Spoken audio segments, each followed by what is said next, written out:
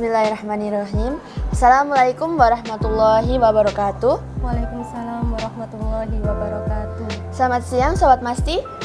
Berjumpa lagi dengan kami dari podcast Ruang Kelas Sebelah.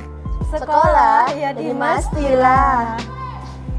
Perkenalkan, nama saya Putri Amalia Octavia Ramadhani. Dan kali ini saya tidak sendirian. Saya ditemani oleh Ustadzah Reni Rizky Agatin sebagai pembimbing mata pelajaran ekonomi.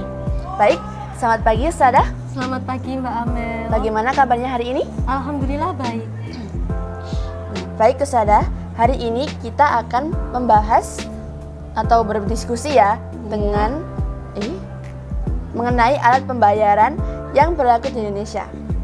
Bagaimana pembahasannya? Mari kita dengan seksama mendengar penjelasan dari Ustadzah Reni. Ustadzah, seiring perkembangan ilmu pengetahuan dan teknologi memengaruhi pada sistem pembayaran ya. Iya. Nah, bisa dijelaskan bagaimana? Oke. Baik, terima kasih Mbak Amel atas waktunya. Jadi di sini saya akan menjelaskan mengenai alat pembayaran. Jadi ini merupakan sesuatu yang urgent nggak sih? Ya. Karena memang sehari-harinya kita ini selalu bergelut dengan alat pembayaran ini. Tetapi untuk alat pembayaran ini tidak semua alat bisa kita gunakan sebagai alat pembayaran. Ada tipe-tipe tertentu, syarat-syarat tertentu yang bisa kita gunakan sebagai alat pembayaran. Yang paling terpenting, dia ini sah secara hukum dan disetujui oleh Bank Indonesia. Tahu nggak sih kalau ternyata uang ini nggak tiba-tiba ada uang kertas, ada uang logam? Iya Kak Ustadzah? Iya. Tahu nggak sih kira-kira dulu pakai apa? Barter kayaknya tadi ya? Nah bener banget. Jadi zaman dahulu ini kita pakai tahap barter.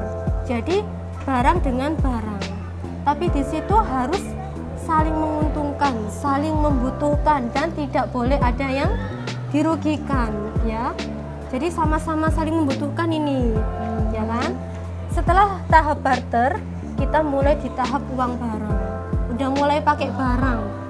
Tapi apakah semua barang bisa kita gunakan? Enggak juga sih. Enggak juga. Hanya barang-barang tertentu saja yang memiliki nilai tinggi. Mudah, mohon maaf, susah untuk didapatkan. Ya. Contohnya dari kulit binatang, kulit kerang, bahkan waktu itu pakai garam loh. Garam bisa ditukar ya? Iya, pada masa itu. Tapi kalau sekarang ini jadi bumbu dapur nggak sih? Iya. Ya, pasti nggak sih? Ya kan? Bumbu wajib. Bumbu wajib, harus ada itu. Untuk selanjutnya ada tahap uang logam. Sudah mulai berkembang lagi. Ini kita pakai logam yang tahan lama, tidak mudah rusak, nilainya juga tinggi. Contohnya, kita pakai perak, juga pakai emas. Oke. Ternyata berkembang lagi di tahap pakai kertas. Tapi nggak kertas biasa yang kita pakai ya. Nggak semua kertas bisa kita jadikan sebagai alat pembayaran. Tetapi waktu itu adalah kertas yang menjadi bukti kepemilikan emas dan perak. Ya, jadi bisa kita tukar itu jaminannya. Ya. Setelah itu berkembang lagi nih teknologi. Ilmu komunikasi sudah mulai berkembang. Muncullah tahap uang kartal dan giral.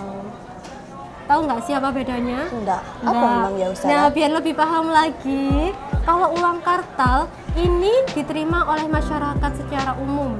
Biasanya kita menggunakan uang kartal ini dalam transaksi yang relatif kecil. Misalkan ya, uang kertas dan uang logam. Nih, mau misalkan waktu istirahat, Mbak Amel ini mau beli makanan ke kantin. Kira-kira bayarnya pakai uang kertas, uang logam, atau pakai ATM nih? Uang kertas. Uang kertas sama uang logam ya. Nah, jadi ini adalah contoh uang kartal. Diterima di masyarakat. Tetapi kalau uang giral, dia tidak selamanya bisa diterima di masyarakat. Karena memang dia ini untuk transaksi yang relatif banyak nilainya. Oke. Hari ini Ustadzah mau memfokuskan pembahasannya pada pembagian alat pembayaran. Alat pembayaran sendiri ini dibagi menjadi dua, yaitu alat pembayaran tunai dan alat pembayaran non tunai. Oke, alat pembayaran tunai adalah segala sesuatu yang dapat diterima masyarakat secara umum dan digunakan sebagai alat pembayaran yang sah. Sah. Yang sah ya ini ya. Yang sah. Jadi kita biasanya menyebutnya itu dengan uang, ya kan? Tetapi kalau alat pembayaran non tunai ini merupakan instrumen pembayaran tanpa menggunakan uang kartal. Jadi kita nggak pakai uang kertas, nggak juga pakai uang logam. Untuk alat pembayaran non tunai sendiri dibagi menjadi 3. Yang pertama ada alat pembayaran non tunai berbasis kertas. Yang kedua ada alat pembayaran non tunai berbasis kartu. Dan yang ketiga ada alat pembayaran non tunai berbasis elektronik. Oke, kita mulai nih pembahasan yang pertama dulu ya. Alat pembayaran non tunai berbasis kertas. Nah, seperti yang Ustazah singgung sebelumnya, nggak semua kertas bisa kita jadikan Uang. sebagai uang atau alat pembayaran, ya kan? Cuman kalau memang berbasis kertas, dia ini memang pakai kertas, ya kan? Contohnya, ada cek, ada biljet giro, ada nota debit. Kira-kira bedanya apa ya Ustazah? Nah, pertanyaan yang bagus ini. Memang sama-sama kertas ya, tetapi pasti dong ada bedanya. Oke, dimulai dari cek dulu. Cek merupakan surat perintah tidak bersyarat untuk membayar sejumlah dana yang tercantum di dalam cek. Jadi kalau cek ini bisa langsung kita tunaikan. Ketika kita membawa cek ke bank, bisa langsung kita tunaikan sejumlah uang yang tercantum di dalam cek tersebut. Ya, misalkan di cek tercantumnya 50 juta, berarti cairnya juga 50 juta, ya kan? Nah, ini ada contoh gambar cek. Untuk selanjutnya ada biljet giro. Kalau biljet giro merupakan surat perintah dari nasabah ke bank penyimpan dana untuk memindah bukukan sejumlah dana dari rekening yang bersangkutan kepada rekening pemegang yang tercantum dalam biljet giro.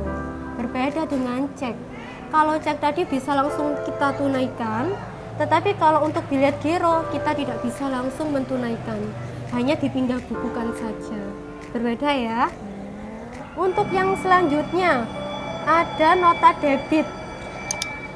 Nah, kalau nota debit ini biasanya kita sebut dengan warkat, ya kan? Atau surat untuk menagih nasabah bank lain melalui clearing. Bentuk penyelesaian transaksi dan pembukuan dengan cara memindahkan sejumlah saldo kepada pihak yang berhak menerimanya. Diberitahukan bahwa waktu sholat asar telah tiba. Kepada seluruh siswa segera menunaikan ibadah sholat berjamaah. Oke, mohon maaf ya, ternyata tadi bel ruang kelas sebelahnya berbunyi. Jadi ini bisa dilanjutkan nggak nih? Bisa. Bisa ya. Oke, tadi sampai di nota debit ya, alat pembayaran non tunai berbasis kertas. Oke, jadi Ustazah ulangi lagi bahwa nota debit atau yang biasa disebut dengan warkat ini merupakan surat untuk menagih nasabah dari bank lain yang mana bentuk penyelesaian transaksi dan pembukuan dengan cara memindahkan sejumlah saldo kepada pihak yang berhak menerimanya. Itu nota debit. Oke, lanjut di pembahasan yang kedua, yaitu alat pembayaran non tunai berbasis kartu. Ya, ada kartu kredit, ada kartu debit, ada juga ATM. Bedanya apa ya Ustazah? Kan padahal sama-sama kartu. Nah, bener banget. Dia emang sama-sama kartu ya, bentuknya juga sama. Tetapi untuk penggunaannya itu pun berbeda. Apa sih kira-kira? Yuk kita simak ya. Yang pertama ada kartu kredit. Nah, untuk kartu kredit ini bisa digunakan tanpa memiliki saldo. Jadi kalaupun saldonya 0, dia tetap bisa digunakan. Yang kedua, transaksi tanpa mengurangi saldo. Jadi misalkan nih, Mbak Amel belanja ke supermarket.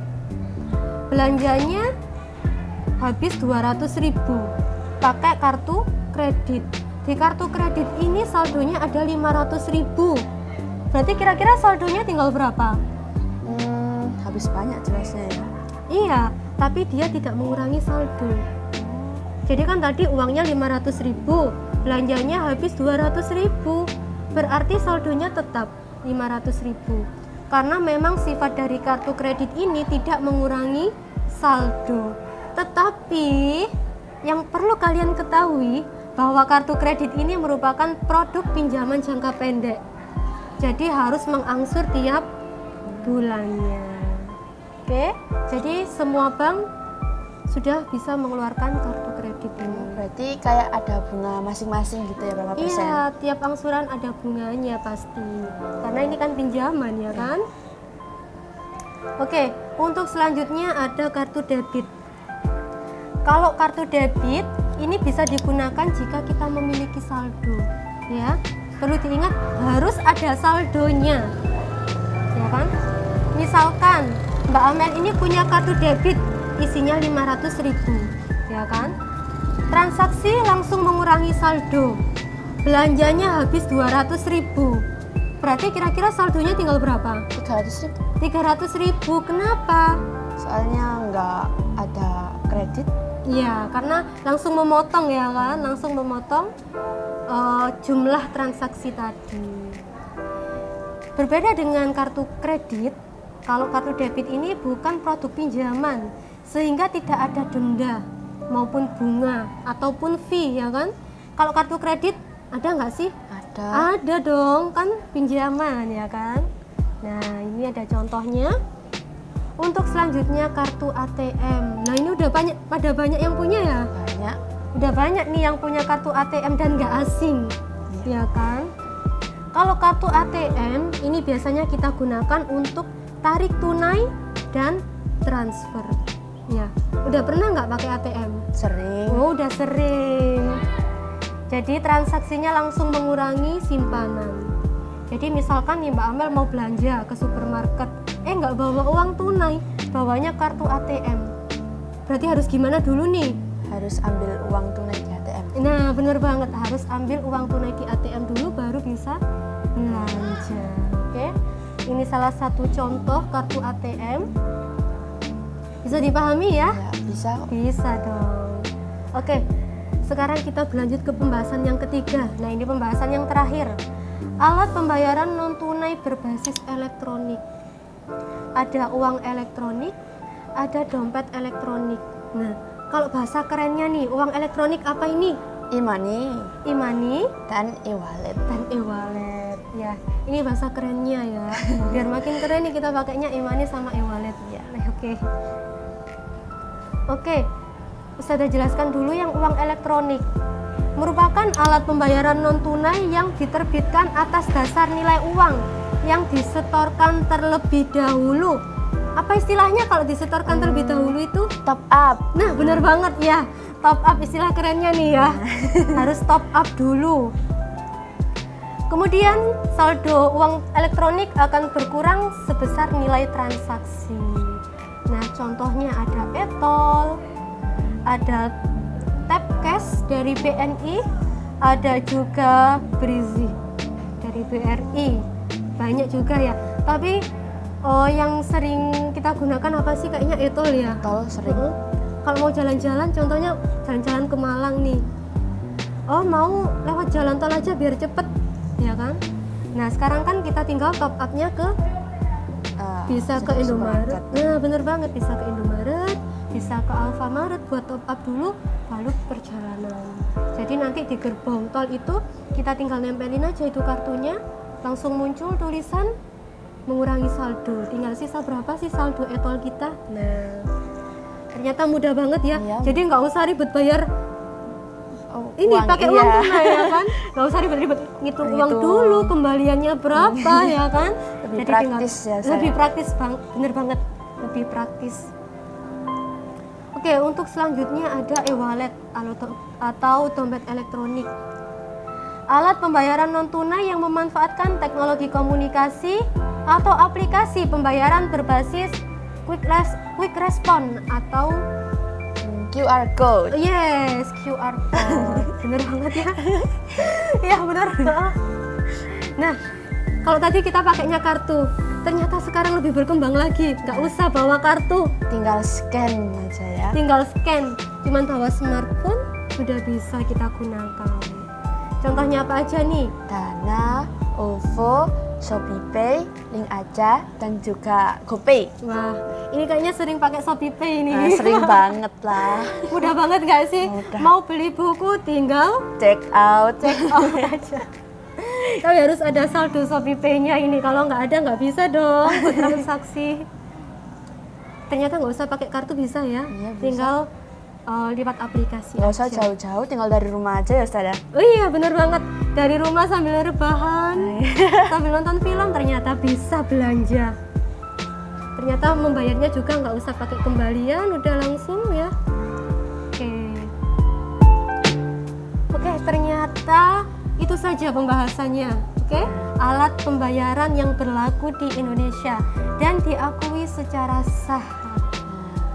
Baik, terima kasih Ustazah. Ya, Bagaimana Sobat Masti? Sangat jelas bukan? Baik, dari penjelasan tersebut dapat disimpulkan bahwa alat pembayaran dapat dibagi menjadi dua, yaitu alat pembayaran tunai dan juga non-tunai. Alat pembayaran non-tunai dapat dibagi menjadi tiga, yaitu alat pembayaran non-tunai yang berbasis kertas, yaitu yang pertama ada biliet giro, cek, dan nota debit ya. iya. Oke. Dan yang kedua, alat pembayaran non-tunai yang berbasis kartu. Ada tiga, yaitu yang pertama ATM, kartu kredit, dan debit. Dan yang terakhir, alat pembayaran non-tunai yang berbasis elektronik, yaitu ada dua, yang tadi, apa tadi istilah kerennya? Wallet. E-wallet dan e-money. Nah, benar banget. Baik Ustazah, terima kasih atas kesempatan yang telah diberikan. Sama-sama. Semoga ilmu ini dapat bermanfaat bagi kita semua. Amin, amin, ya robbal alamin. Sampai jumpa di ruang podcast selanjutnya yang tentunya tidak kalah menarik. Tetap di ruang kelas sebelah. Sekolah jadi mestilah. Wassalamualaikum warahmatullahi wabarakatuh. Waalaikumsalam warahmatullahi wabarakatuh.